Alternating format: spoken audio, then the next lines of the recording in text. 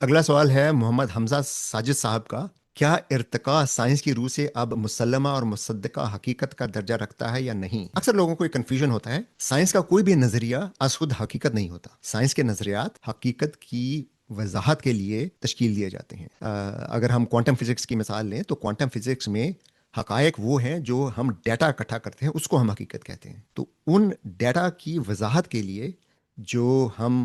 Mathematical model بناتے ہیں اس کو ہم تھیوری کہتے ہیں۔ کوانٹم تھیوری ایک میتھمیٹیکل ماڈل ہے، ابھی جیسے ہم نے پہلے بات کی تھی، ویو فنکشن ایک ماڈل ہے یا ریالٹی ہے، کچھ بھی ہے، لیکن ان دی اینڈ ایک ریاضی کا ایک فارمولا ہے جس سے ہم یہ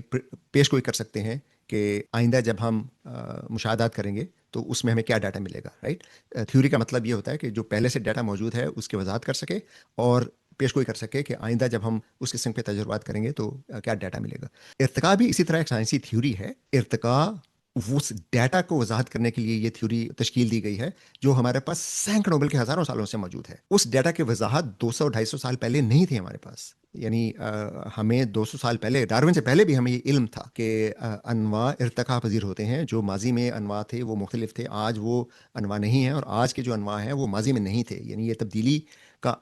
عمل ہمیں پہلے سے علم تھا، لیکن ہمیں یہ علم نہیں تھا کہ اس کی وجہ کیا ہے۔ تو ارتقاء کا نظریہ اس کی وجوہات بیان کرتا ہے، natural selection, mutations, selection, descent with modification جسے کہتے ہیں، یعنی اگلی نسل جو پیدا ہوتی ہے وہ پچھلی نسل سے کچھ مختلف ہوتی ہے، اور پھر اسی تبدیلی کو، چھوٹی چھوٹی تبدیلیاں جیسے والدین اور بچوں میں دیکھیں، بچوں کی شکلیں والدین سے ملتی ہیں لیکن 100% ان جیسی نہیں ہوتی، مختلف ہوتی ہیں۔ بھائی بہن 100% ایک جیسے نہیں ہوتی، سب کی شکلیں مختلف ہوتی ہیں لیکن ملتی جلتی ہیں، ہم بتا سکتے ہیں کہ یہ بھائی بہن ہیں۔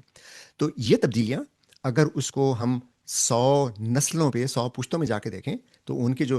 آگے 100 پشتیں ہوں گی وہ ایک دوسرے سے بہت زیادہ مختلف ہوں گی۔ تو اسی پروسیس کو اگر ہم لاکھوں پشتوں میں دیکھیں تو وہ تبدیلیاں اتنی زیادہ ہو جاتی ہیں کہ اس کو پھر ہم مختلف انواع کہہ دیتے ہیں، کیونکہ وہ پھر ایک دوسرے سے ریپروڈیوس بھی نہیں کر سکتے، یعنی مل کر جنسی عمل سے بچے بھی پیدا نہیں کر سکتے۔ تو ارتقاء کا نظریہ سائنسی نظریہ ہے، اور ہر دوسرے سائنسی نظریے کی طرح یہ مصدقہ حقائق کی وضاحت کرتا ہے، اور چونکہ یہ بار بار پرکھے جانے پر درست ثابت ہوا ہے اس لیے اسے بہت زیادہ قابل اعتماد نظریہ کہا جاتا ہے۔ جس طرح کوانٹم فزکس کا نظریہ ہے یا تھیوری آف ریلیٹیوٹی کا جو نظریہ ہے وہ بہت زیادہ قابل اعتماد ہے، اس لیے کہ یہ تمام مشاہدات کی وضاحت کرتا ہے، اور ابھی تک اس سے غلط کرنے کے کوئی ایسا ڈیٹا نہیں ملا جو اسے واضح طور پر غلط ثابت کرتا ہو۔ تو ارتقاء کا نظریہ بھی بالکل ایسا ہی ہے۔ ہمیں نظریے اور حقائق میں فرق کو سمجھنا چاہیے۔ کوانٹم فزکس کا نظریہ جو ہے وہ حقیقت نہیں ہے، وہ نظریہ ہے،